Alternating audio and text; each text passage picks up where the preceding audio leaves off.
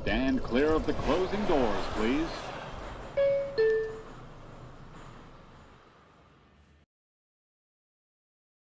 And what is up, you guys? Welcome into the stream. The New York Mets defeat the Washington Nationals by a final score of 5-0 for their fifth consecutive win. The New York Mets are absolutely rolling. You would think like, hey, let's talk about how great the Mets have been playing right now. They have a 4.5, almost 5-game lead on the Phillies.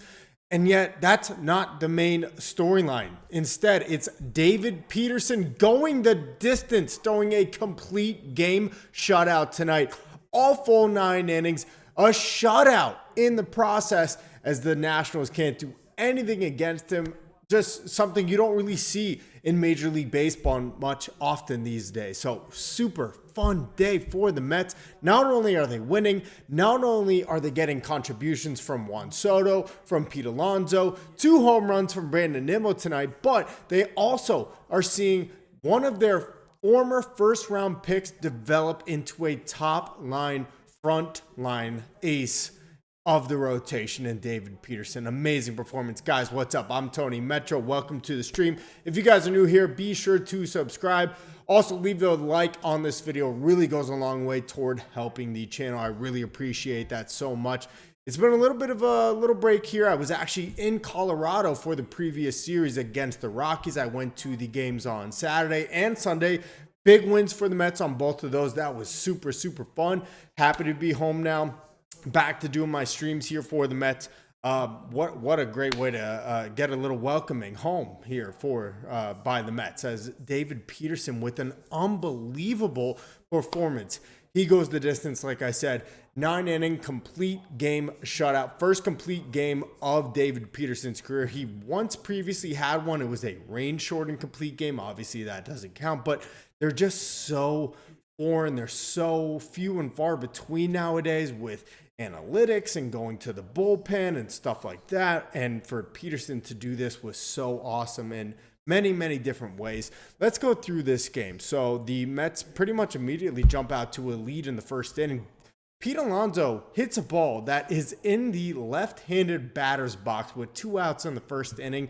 And I'm thinking, when he hit that ball, there's no way that is falling for a hit in front of the center field. Never mind behind the center fielder. It ends up going all the way to the warning track in center field, the deepest part of Citi Field, and falls for a base hit. It puts the Mets on the board immediately with a 1-0 with a 2-out double from Pete Alonso. And then it's Juan Soto with a 1-0 lead already.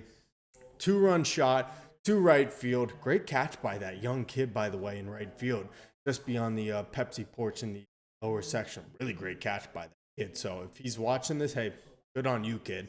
Mets go up 3-0, and Juan Soto has home runs in back-to-back games. Brandon Nimmo hits a solo homer to left field, which did not look like it was going out. And then later, Nimmo hits another one. 2-homer day for Brandon Nimmo, his second 2-home-run game of 2025. And by that point, you're thinking, okay, the Mets are going to win this game very handily. Not that the Nationals are pushovers or anything. They've actually given the Mets a little bit of fit. You know, they've been a tough team. You know, they're definitely no pushovers. I have the Nats pegged for probably like 78 to 81 wins. I would say that's probably their high mark, 81 this year. But that's a good season for this Nationals team if they end up getting to a 500 record by the end of 2025. But that wasn't the story. The story was David Peterson going out and just absolutely dealing. And you know what? This is not against the Rockies lineup. You know, you have Ezekiel Tovar, you have Ryan McMahon, who's having a bad year in that Rockies lineup. No, this Nationals team is pretty decent. And that lineup is pretty solid. You got James Wood, you got CJ Abrams, you got the kid in center field whose name I can't remember. I'm not even going to pretend like I can remember it right now. They have a pretty solid lineup. David Peterson went out there and was just absolutely dominant. He gets a ground ball double play, his 10th of the season this year. That's somewhere in the top 5 in Major League Baseball so far.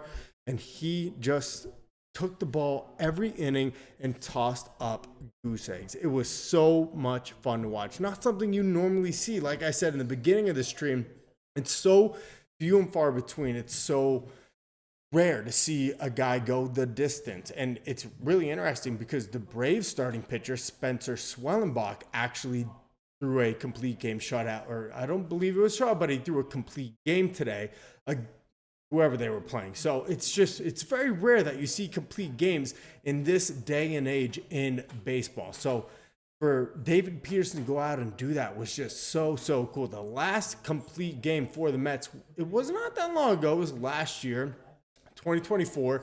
Luis Severino did it for the Mets. And I mean, I love it. I love it. I'm an old school baseball fan.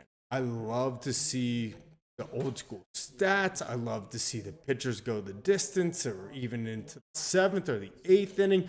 Asking a starting pitcher to even go into the 7th inning nowadays is so rare. So for them to go into the 8th, and never mind that, but the 9th and throw a complete game shutout, it's like, no, this is not real. Like, that is completely fabricated. There's no way. But David Peterson was just that good tonight. I mean, so cool. And, I was talking to one of my buddies on the phone just a moment ago, big Mets fan, since 62, basically their inception.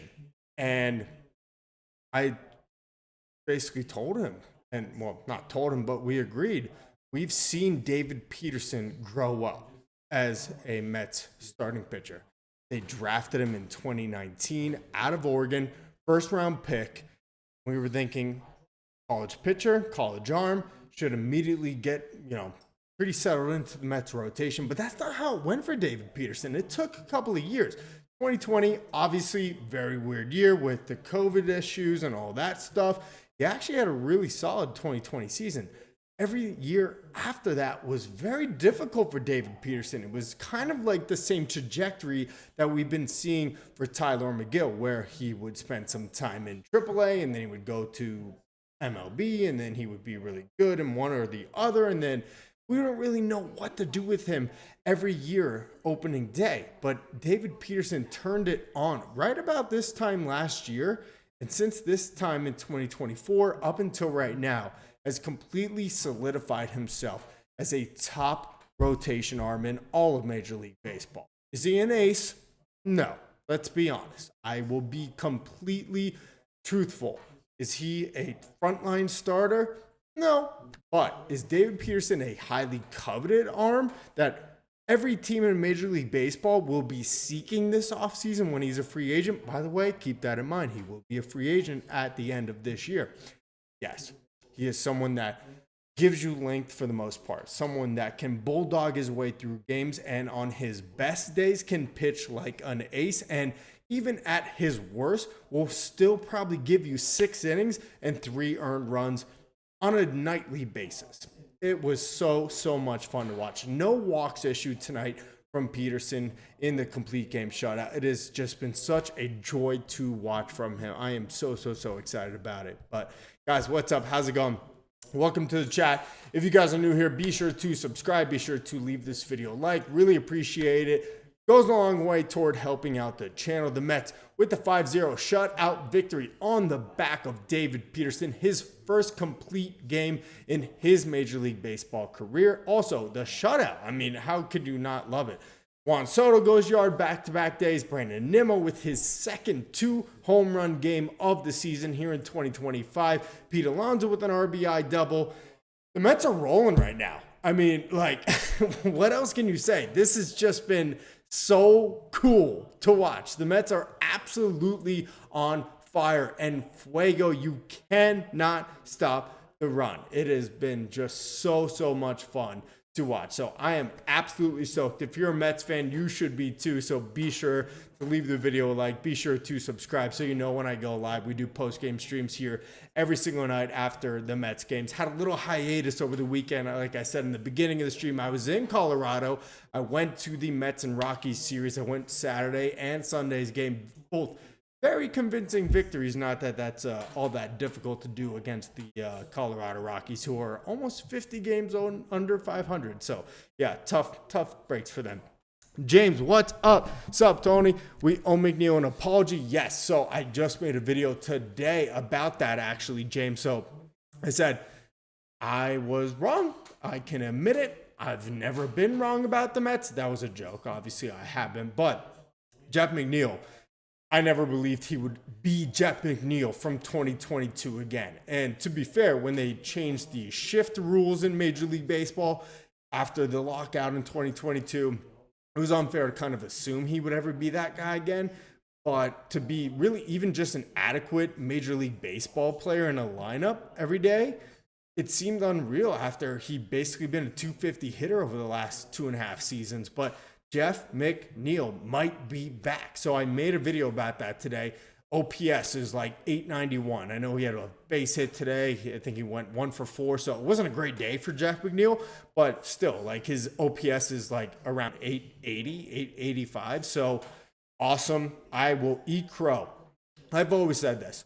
I would rather be miserable, or sorry, no, the other way around. I would rather be wrong and happy that my team is performing than be correct and miserable about my predictions on the Mets or the Jets or the Knicks. So yes, I am totally okay with it. Jeff McNeil has been absolutely awesome. James, you're right on point there. D-Rels, what's up, my man? How we doing? Trade Beatty now. D-Rels hates Beatty. You do. And honestly, I'm just saying, yeah, I agree. Like, we're not going to trade him right now, but like, he's been really bad.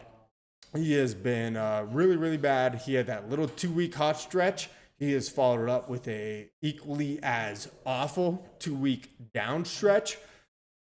I just think this is who Brett Beatty is. I think he is a failed prospect. I think that New York might be too much for him. I wouldn't be surprised to see him carve out like a decent career somewhere else in the country. But I just think it's too much for him here in New York and for him here with the pedigree of being a first-round draft pick. So I'm not ready to trade Brett Beatty right this second because I think we'd be trading for, pennies on the dollar. But yeah, I don't think it's going to end up working out with Brett Beatty. So me and D-Rels, we were right. We predicted this. This is what we thought. James Lee says he went from 300 singles or 300 average to 270 multi-base hits. So you're talking about Jeff McNeil. Yes. Yeah. So Jeff has just been awesome. I mean, wish I was able to do a post-game stream on McNeil after his 2 home run game on Sunday. So I was at that game at Coors Field.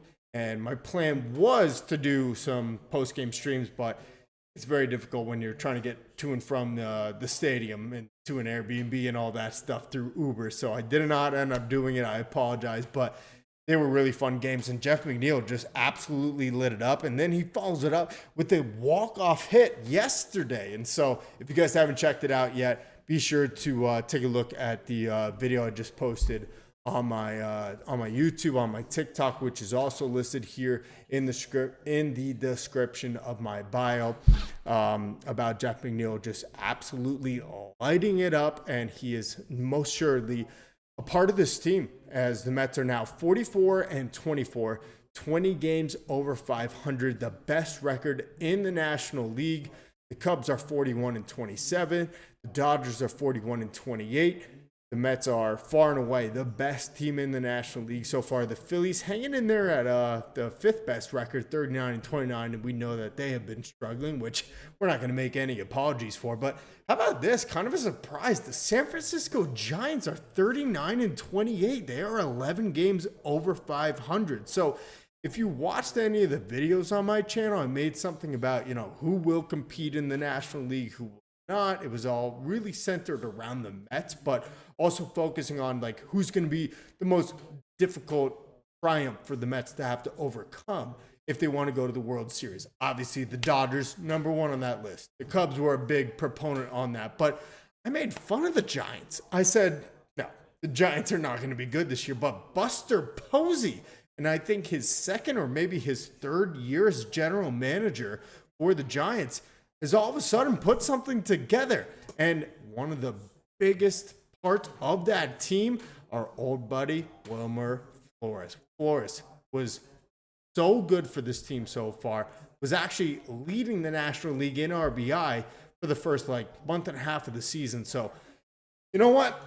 If it hurts the Dodgers, I'm okay with it. But obviously, we don't want to run into a hot team like the Giants. So hopefully that is not the case at all. But I am actually have to unplug the camera for a second, and we're going to plug the charger into the laptop. Yeah, we did not completely charge our laptop here. We're just getting back from vacation, as I said, so hopefully you will forgive me. I'll keep the microphone on and you can hear me well here. But guys, like I said, big win for the Mets. I mean, not in terms of standings or anything like that, but what a day. David Peterson, a complete game shutout, the first complete game for the Mets since last season when Luis Severino completed the same thing. I thought it was really cool, and for a number of reasons. I am a big proponent of just old school baseball, letting your pitchers go the distance, letting your pitchers go deep into games, something that has just been a completely forgotten art in Major League Baseball. And I understand why. You have the analytics of things and you want to keep pitchers safe and their arms, protected from getting injured. And it's such a common injury with shoulders or with Tommy John surgery on the elbow. So I understand you have to protect your assets. But that all being said, there's something romantic about baseball. You've ever heard that saying before?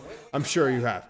And there's something really cool about seeing a starting pitcher go a complete game shutout. And it's rare. The Mets had one last year. It was Luis Severino. Now, this year in June, kind of a surprise, David Peterson doing it this early on. But what I really love about Peterson going for the complete game today, it's not just how well Peterson looked, how well he pitched. It's more so about Carlos Mendoza's trust in David Peterson and sending him back out there for the ninth inning.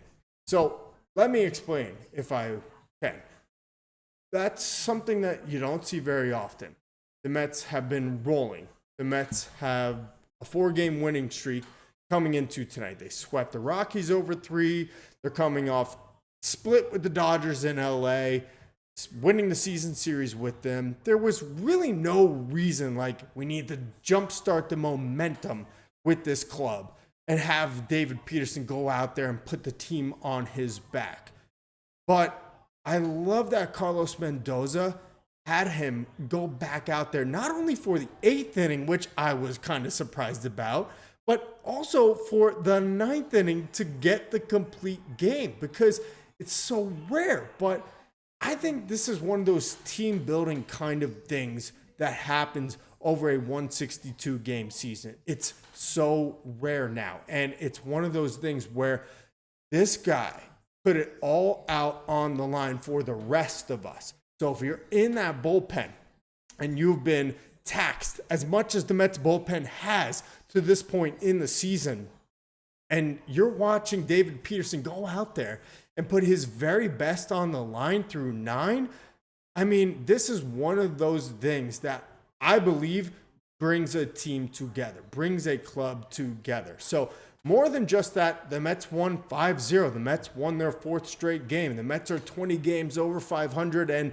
5 games up in the National League East. Yeah, I mean, those are the most important things, but the underlying factors of it all is that this team really seems to be coming together. You get a performance like today from David Peterson that I believe gets the entire pitching staff juiced up. I believe it also gets the position players juiced. They saw them jumping on him, basically giving him a dog pile without falling to the ground today after he recorded the last out, that ground out to Brett Beatty at third base. You get, I don't even remember what I was going to say. I'm watching the highlights right now, but you get all of that and you put it all into one. You get, Juan Soto starting to come together. Back-to-back days with home runs. Just over the weekend, back-to-back days with home runs in that one. Had a home run against the Dodgers in that series. Had another double in that 4-game series. So you got Juan Soto coming alive. OPS up above 850 now for the season. Pete Alonso leading the entire world in runs batted in. You got Francisco Lindor playing at a complete MVP level as we expected from him. So everything seems to be coming together. We had a little bit of a dark, really kind of bad stretch there where it began with that Pirates series, and then the Mets played the Yankees over that weekend, and the Bronx, and then the Red Sox, and they kind of, didn't win that series against the White Sox in convincing fashion. And I mean, it's just been a really good stretch of Mets baseball. And that's how you end up with the top record in the National League. Half a game behind the Tigers. I don't know if they should have played today. It's a Wednesday. Every team plays on Wednesday. So I'm assuming the Tigers did play today. I have not seen the results yet of them, but we began Wednesday half a game behind them. But the Mets, of course, winning. So at a worst, are tied right now or even potentially jumped them by half a game. So wow, it has been a really, really good stretch of baseball for the New York Mets. Guys, drop your comments in the little section over here. Let me know how you guys are feeling about this Mets series. I am super, super pumped. We got a couple already. So James says, what are the games for your stream? Check them out. Okay. So James, I'm sorry. I know I was in Colorado, but now I'm back. No more delays. I will be here after every single Mets game pretty much the rest of the year, no matter what. I apologize for that. Couldn't make it work while I was on this little vacation, which was really a business trip to go and see the Mets and do some content out there. So that was really fun, but I apologize for that. Let's see. You don't like a complete game after Johan. So because Johan had the Mets one truly, in my opinion, only no-hitter in Mets history, right? Can't really relate with any other no-hitter after Johan's, right? I don't know. I really hate that people actually, want to crap on the Mets and Johan's no-hitter because Carlos Beltran's ball was hit fair down the left field line. No. Okay, we didn't have a replay at that time, so no, doesn't count. Doesn't count at all. But James says 14-3 in the last 17 games, .824 winning percentage. Yep, the Mets are on fire. I mean, they're in fuego. What else can you say? The Mets are just absolutely killing it. They are jumping and leapfrog the Phillies at this point, not only from a 2.5 game deficit, but now up 5 games.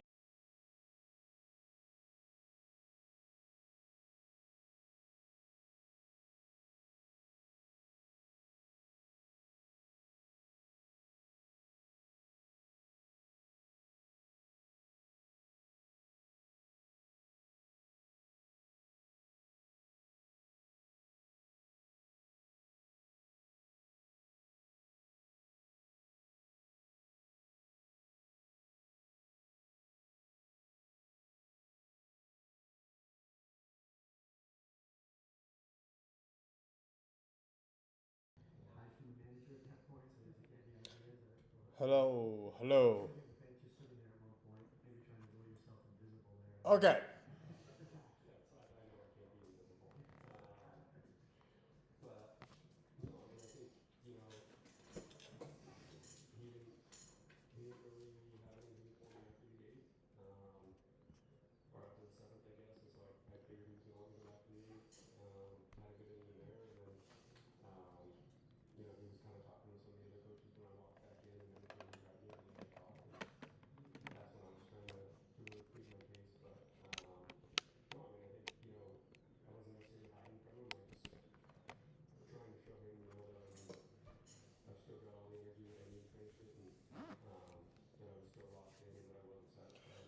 Okay, there we go. Guys, I am so sorry. The laptop dies, and it is what it is. Like I've told you many times before, I am trying to get all the highlights here that you see on your left, my right, your left, my right, I don't know. And making sure that all is working, get the lower third and all that stuff, and the laptop set up. And so unfortunately my laptop died, but anyway, I am back. So what a great win. I really appreciate you guys sticking with me here.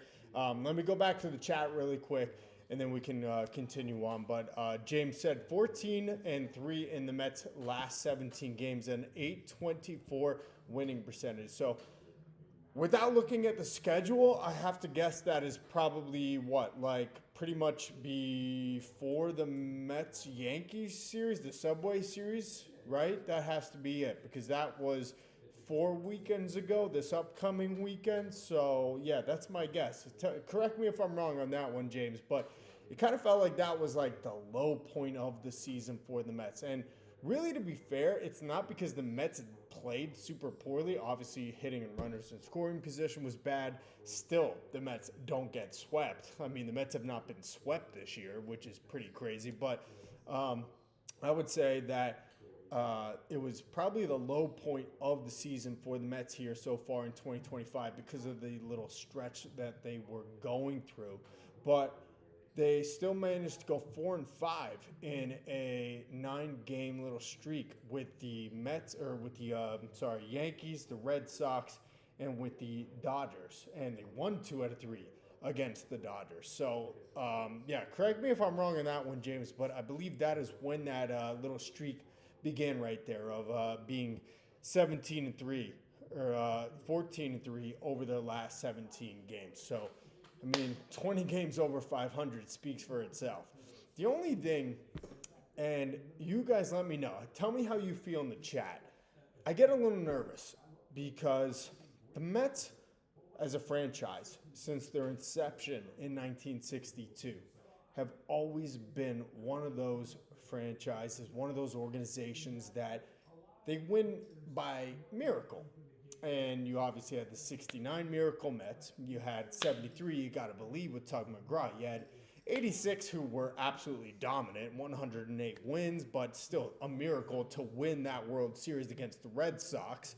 And then even you go back to 2024, last year, where the Mets were completely out of it, 11 games under 500, come back out of nowhere, have the best record in baseball the second half of the season, make their run to the NLCS. So it feels like the Mets are one of those organizations where like they kind of run on the fumes of magic. So when they're going this well, when they're 20 games over 500, I get a little nervous, if I'm being honest. I mean, you shouldn't. You should be super happy, super comfortable with their standings in the National League with their respective peers in Major League Baseball. But I almost feel like I prefer the Mets to be underdogs, which is more true to their history of a franchise than to be a front runner.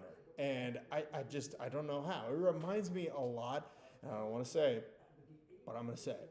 It reminds me a lot of 2022 when the Mets were basically rolling. They were getting opposite field base hits from Mark Canha, off the glove of a first baseman, and winning ball games in the 11th inning. And that kind of concerns me just a little bit, but I do believe that this is a far more legitimate team than that 2022 team. I do believe that this team has more power numbers. They have a higher OPS than that team in 2022. That pitching staff was built on, what do they call it? A fool's hill? Well, it's based on fool's gold. Yeah, they were built on a complete, I don't know the saying. I'm not good at those. So, but I do think that this pitching staff can be equally as good despite not having the same brand name that one did with Jacob deGrom, with Max Scherzer, with Chris Bassett, with Taillon. Can't remember his name. Jameson Taillon. Yeah. So I think that the Mets are going to be in this for the long haul. And, I mean, product of David Peterson, complete game shutout tonight. We're getting Sean Manaea back hopefully soon. He didn't have such a great rehab start recently, but I do believe that this team is going for it all. It's really, really fun to watch. Take a look at the chat. James, best record in MLB with Detroit. You said earlier, actually, sorry, let me look at the chat. You said earlier, I believe, that Detroit lost. Oh, yeah, okay. So Detroit, 14-3 in their last we are 14-3 in the last 17 games. And then you said best record in Major League Baseball. Nimmo getting hot makes this lineup 8 deep. Mauricio has gone cold. Yeah, he has definitely gone cold. It's been a tough opening streak here for Ronnie Mauricio. He had that home run in Denver. I honestly am kind of like believing that if Mauricio comes to the plate as a right-handed batter, forget it. He's not getting a hit. Like, He has not got a hit this year as a right-handed hitter. He hit 158 as a right-handed batter in 2023 in a very small sample size in September. So we know Ronnie Mauricio, far better left-handed hitter than he is right-handed. His one home run this year came in Coors Field in Colorado as a left-hander. So, yeah, it's been a little bit of a tough stretch here for Ronnie Mauricio. But James then goes on to say, Detroit lost 10-1 today, meaning it is official. Sigh the horns. The New York Mets have the best record in Major League Baseball by a half a game, but still, the Mets have the best record in Major League Baseball. So with the win tonight, what does that put them at? I believe the Mets moved to 44-24, right? So 20 games over 500. So, I mean, you make no apologies for it. It's been a little bit of a easier kind of stretch of the schedule. We had 6 with the Rockies, 3 with the White Sox, 3 now with the Nats, who, by the way, if any team tries to tell you the Nats are not a good baseball team, don't watch baseball or don't watch Nationals baseball. I am not saying they're world beaters. I am not saying that, the Mets should not beat the Nationals, but the Nationals are a competent baseball team. They have a nice little lineup. They have Mackenzie Gore, who the Mets rallied against yesterday, and the bullpen to get that late inning comeback. The Nationals are going to be, I would say, basically the new version of the Marlins that always were so pesky and annoying over the last really 15 years, since 2006, as far as I can remember. They are going to be that team, and honestly, they'll probably take a step further because they have better owners, they have better talent, and they will be willing to spend in free agency and capitalize on the trade market. So the Nationals are a solid team. I'm not going to say they're a playoff team quite yet, but I said at the beginning of this stream, probably like an 81 win team, somewhere around there. So 500. So no apologies for the Mets winning this series. The Mets beating the Rockies this year, 6-0. Okay, it happens. What are you going to do? Yeah, we got that. Well, guess what? The American League teams get to beat up on the Oakland Athletics or West Sacramento Athletics, whatever you call them. So every league has one of those teams. No apologies whatsoever. But the Phillies do end up beating the Cubs today, 7-2. They finally get off the schneid a little bit here. They have been struggling big time. Not worried about that. The calendar will turn for the Mets. The schedule will most certainly turn. We do welcome in, or actually go. Tampa Bay. The Rays will be coming to the Mets over this weekend, and then things will get very interesting. The Mets will take on the Phillies and then take on the Braves, or vice versa. I think they go to the Braves first, so they'll go to Atlanta and then go to Philadelphia. So both of those times, for the first time, going out on the road against our NL East opponents. The Braves have been really, really struggling. Both of them really have. But obviously we know the Mets have swept the Phillies already this year. A couple months ago at Citi Field. Now we'll go and take them on in Philadelphia for the first time. But first, against the Atlanta Braves, who have really, really been struggling. It has been a tough time for the Atlanta Braves. And you don't see me crying any tears, right? It's okay. Fine with me. The Braves are going to struggle? Good. I love it. I could feast on that all day long. I said it before the season. I thought they would take a step back. I didn't think they would take a step back this far. Granted, it's only the second week of June, so plenty of time for them to pick it up, get back into the race. But the Braves are, 4 games under 500? They got a win today. They got the complete game from Schwellenbach, but they have definitely been struggling so far this year in 2025. And I believe that was going to be the case. Spencer Strider began the season on the IL. Ronald Acuna began the season on the IL, and I just wasn't totally sure about it. They lost Max Fried in free agency to the Yankees, and so far, it hasn't worked out for them. So, no skin off my back. I'm totally okay with the Braves having a bad start to the year. And then the Phillies, when they came into Citi Field about a month and a half ago, really, really did not look good. The Mets swept them. That was super, super fun. Then they went on a hot streak, and a lot of Mets fans were very concerned, thinking, oh my God, we're going to fall out of the race. The Mets at one point, about 2 weeks ago this time, were 2.5 games back. And I said on this stream, on this channel, relax, they are on a hot streak. They had 4 games in a row with the Rockies in Colorado. The Mets will get their turn against the Rockies. And what do you know? The Mets have won 6 games out of all 6 against the Rockies. The Phillies 2-8 in their last 10 until today when they finally get a win to even things out. And the Mets are back 4.5 games up over Philadelphia. So really, really good place for the Mets to be in right now. I'm stoked about it. Long way to go, but you got to be happy with the signs. You got a best starting pitching staff, best staff in general with the bullpen combined as far as earned run average. You got reinforcements on the way with Sean Manaea coming back. Frankie Montas, who hasn't looked so good in his rehab assignment so far, but, you know, we'll still get him back. Paul Blackburn, who had that tremendous start against the Dodgers earlier last week, probably will be assigned to a bullpen role. Tyler McGill, I'm thinking, goes to AAA. Maybe he gets a bullpen assignment with this major league roster. So really, really good things on the pitching front. And then you got Juan Soto becoming Juan Soto again. Back-to-back games with home runs. Second time in 2 weeks, or I think the last week that Soto has hit home runs in back-to-back games. Pete Alonso leading the world in runs batted in. He's got a 300 average. Francisco Lindor clearly playing like the best shortstop in not only the National League, but in all of baseball. Sorry, Bobby Witt, but that's just the truth of it all. So things are starting to look good on the pitching front, on the lineup front with the hitters in this group, and I'm just really, really stoked about it all. So, guys, it has been fun. I need to keep it short tonight. Unfortunately, we're just getting back from that trip to Colorado where we watched the Mets and the Rockies. Some content coming out this week about that, but really appreciate it.